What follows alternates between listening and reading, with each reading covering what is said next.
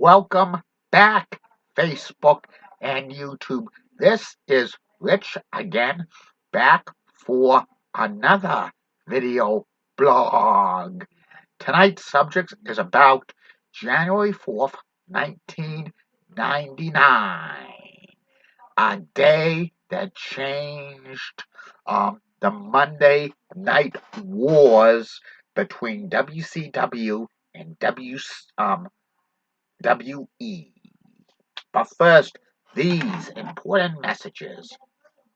Don't forget to listen to Crystal's Time Machine Fridays and Saturday nights from 9 to 11 p.m. on WCAP 980, where everybody gets it. Can't catch show live. Listen to podcasts exclusively on archive.org. Goes back to October 2015. Follow Crystal on Twitter at Crystal Amy John and Machine Crystal. Follow her on Instagram at Crystal Johnson. Follow her on Facebook, the official Crystal's Time Machine Facebook page, the official Crystal's Time Machine group page, and Game Show fan page. Follow Crystal on X at Crystal Amy John and Machine Crystal. Follow me on X at Chewy7. Follow me on Instagram at Rich Saraso. Follow me on Blue Sky at RichC005, and follow Dave Weatherman, Boosters Bellica weather page, and follow Jen Johnson on Twitter, okay? And now back to the feature presentation.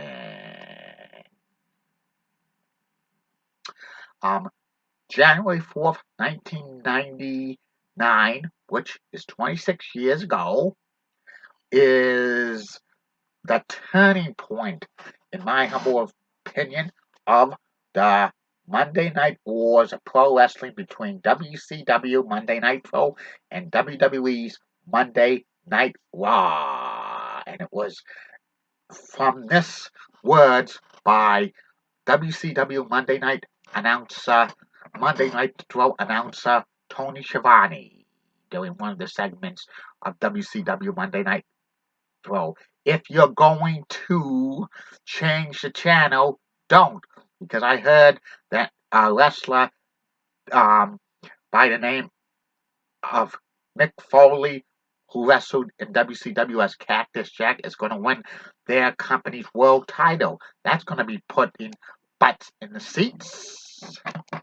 And the thing that Tony Schiavone was referencing to, that Mankind beat The Rock to win the WWE World Title, which Monday Night Raw was taped in Worcester, Massachusetts 6 days prior, while WCW Monday Nitro was live each and every week.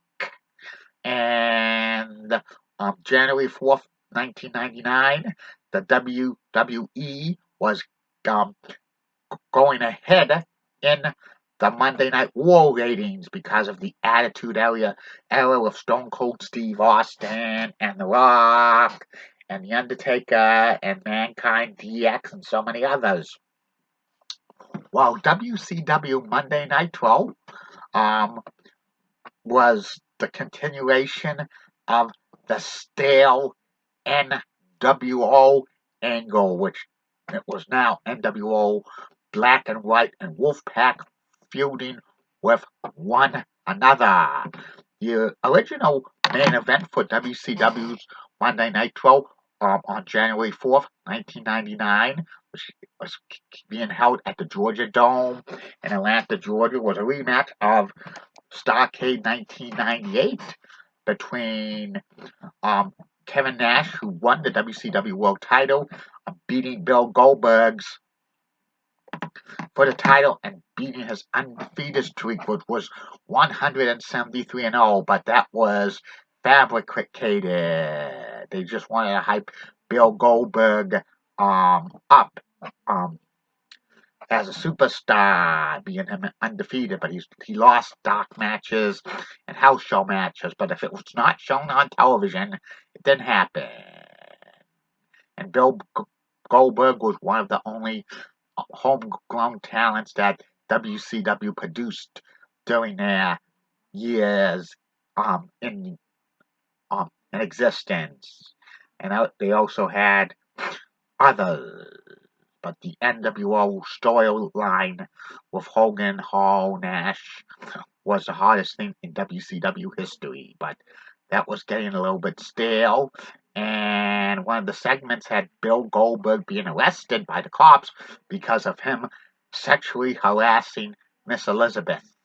But that he wasn't really arrested. It was a storyline. Then Hulk Hogan, who actually retired for a few weeks because he was running for president of the United States. That was just a storyline. He probably was making a movie. Said he was challenging Kevin Nash for the WCW World Title.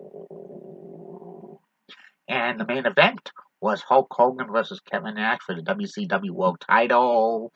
And when they got into the ring, Hogan gave Kevin Nash like a poke with his pinky finger, and Kevin Nash went down, and Hogan covered him 1, 2, 3, and then Hogan regained the WCW World Title, and it was just typical WCW, and they had NWO Hollywood and NWO Wolfpack reunite once again. They split off in the summer of 1998 to kind of breathe new life into the NWO storyline angle, which was by then kind of playing itself out.